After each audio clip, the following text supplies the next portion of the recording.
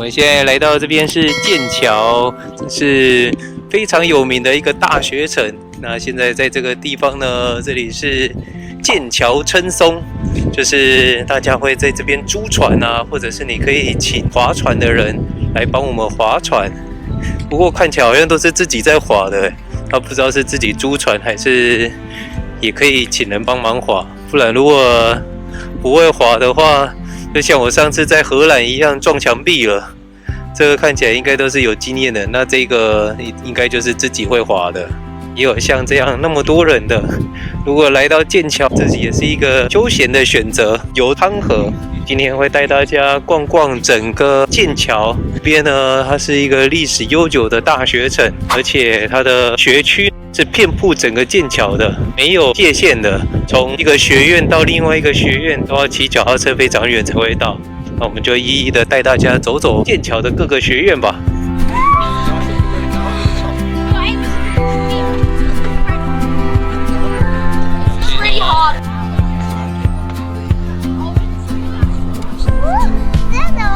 再往上爬。你再繼續往上，然後踩這個上去。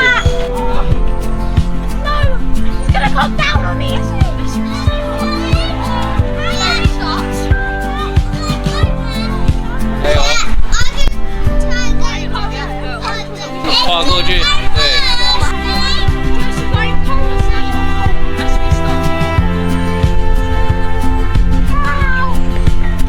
Good job。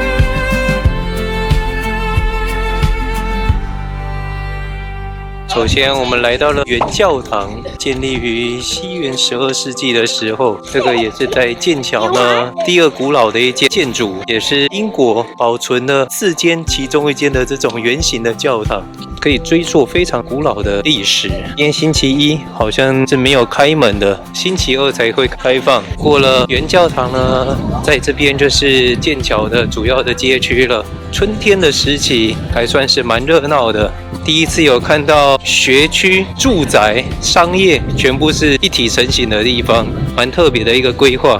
那我們現在來的這一區呢，這邊就是聖約翰學院，這邊有一個很重要的景點要帶大家走走。哇，已經看到學校的規模了。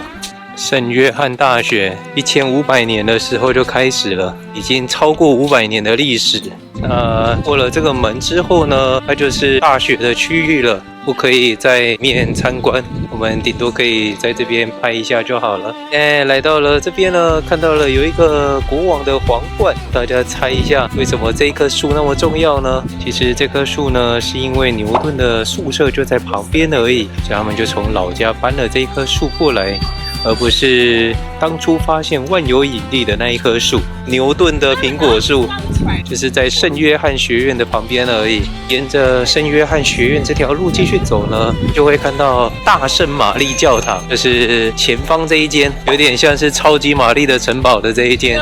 我覺得在英國這邊好像教堂都是建像這種造型的，像是城堡的造型。據說大聖瑪麗教堂，如果你是在劍橋這邊讀書的學生，必須住在3英里以內，那教師呢必須住在20英里以內。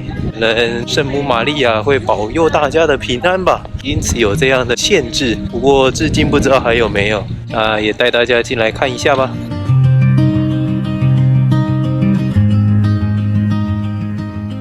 大聖瑪利亞教堂這邊呢，其實就是這樣小小一間而已，沒有一些太特別的東西。不過可以看得出來，禱告的這個座椅呢是非常古老的了。每一排的座椅都有不同的動物，第一排是最重要的。我們走出了聖母教堂正對面的這一間，目前在整修中的。這個就是國王學院的禮拜堂，這是當時亨利6世的時候下令建造。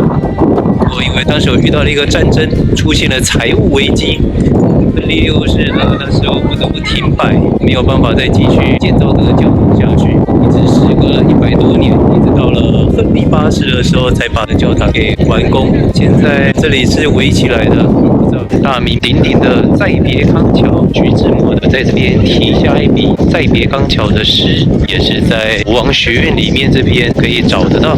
在的學院都是關閉的，好像是有考試還是什麼，沒有辦法讓遊客進去參觀。我們再前往下一個學院吧。現在來到這邊呢，這座橋就是數學橋。說呢，當時是由牛頓設計所建造的這座橋，它是沒有任何的螺絲釘的。後來因為有人好奇到底是怎樣利用數學去建立了這座橋，而把它拆開，最後呢導致沒有辦法再把它重組回去。那其實事實是由威廉下去所建造的這座橋，牛頓死後22年才建造完成的，可以是歷史神話的那種說法。剛好是連接了現代與中世紀建築的橋梁，連接的這一邊就是皇後學院了。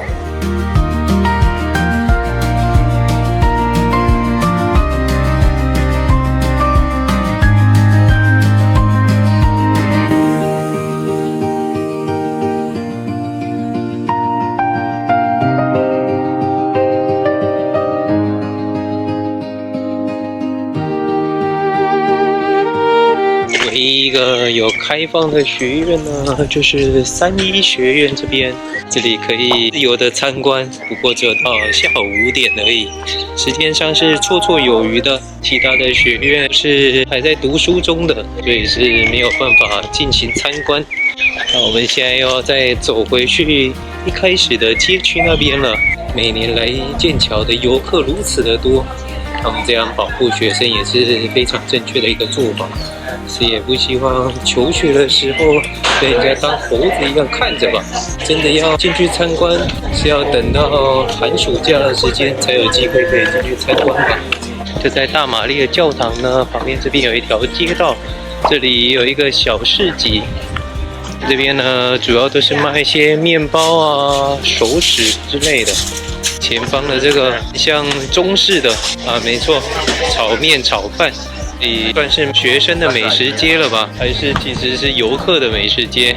全部都是賣吃的比較多，還有馬來西亞菜啊，這個像是餅類的，感覺來到了台灣夜市小吃的感覺。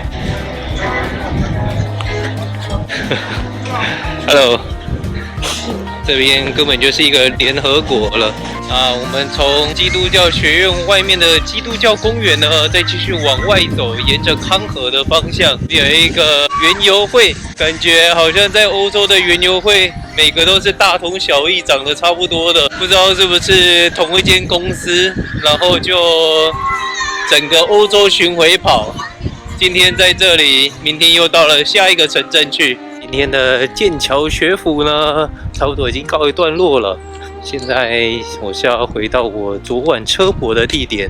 我們昨天呢，就在這條康河、劍橋河畔這邊車泊的，非常的舒服，而且晚上很安靜，因為這邊它算是住宅區，也算是這條公園的死路。我車子就停在這邊，過去那邊就要回轉回來。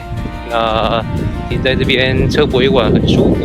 從這裡走到大學城裡面的話，大約是20多分鐘而已。蠻可惜的，就是我們這一趟來大學呢都是沒有開放的，大家都還在讀書嘛，誰也不希望自己在求學的時候被當猴子看，所以這個是蠻正常的一件事情，體諒一下邊學習的學生們。